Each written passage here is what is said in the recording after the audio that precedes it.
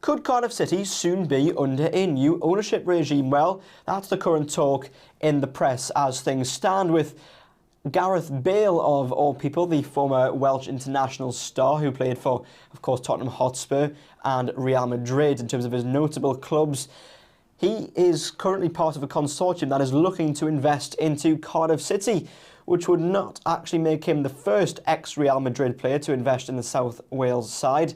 In fact, of course, Luka Modric bought into Swansea City not too long ago. So Gareth Bale wouldn't be the first, but it would create a bit of competition between the two sides. Of course, Swansea City currently in the Championship, Cardiff City now languishing in League One. But Gareth Bale, part of a potential consortium looking to invest. So a very interesting story this one is, in terms of what this could bring to Cardiff City, whether it actually happens for one, and of course what the future may hold for the Bluebirds if Gareth Bale and a potential consortium were to invest in the club, and what changes this would bring to the club, and what ideas someone like Gareth Bale could have for a club, of course, from his own country. So to find out more, let's go now to Charles Hague-Jones, our Wales sport correspondent. So Charles, what's the latest on this situation? Just how likely is it, first of all, and if it were to happen, what would this mean for Cardiff City, for the current owners, of course? Are they willing sellers? Are they reluctant sellers?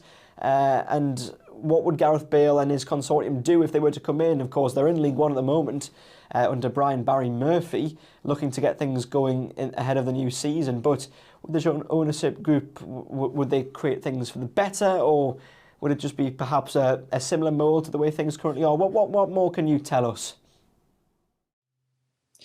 Yeah, of course. Obviously, massive investment throughout League One last season, and as you rightly mentioned there, Birmingham City and Wrexham going up, incredible seasons. But also behind the scenes, you have to look at that and look at the investment these sides have had. These sides have had players drop from the Bundesliga, German's top flight, to the third tier of English football. That shows they believe in a project, and Wrexham's coverage, Wrexham's incredible rise, back promotions now, three on the bounce, and Ryan Reynolds and Rob McElhenney have had a massive impact there as well. So, both going down the American route with the American sort of owners, this would be an incredible move for Gareth Bale and that sort of consortium coming through. Obviously rejected by Vincent Tan, who's, he rightly said he's invested over £200 million in the club, and he values it closer to sort of 50-60 million pre-relegation, maybe 40 million now. But, Bale sort of goes in with that 40 million offer and hopes. But then in terms of what it does for Cardiff City, I mean, in today's day and age, you need money to compete. That's been shown with the likes of Birmingham City. Even higher than that, you can go and see Manchester City, where they've come over the last sort of almost 20 years since their takeover. They've been unbelievable, and the league titles it delivers, and it gets you there. You go to the Premier League, you see Wolves, you see Newcastle. They've all had heavy investment to get them there. Aston Villa, the list goes on, and I feel that's a sort of modern era that we are dealing with. For Cardiff City, it would be absolutely massive. I think the time is now, if ever, to get a takeover going.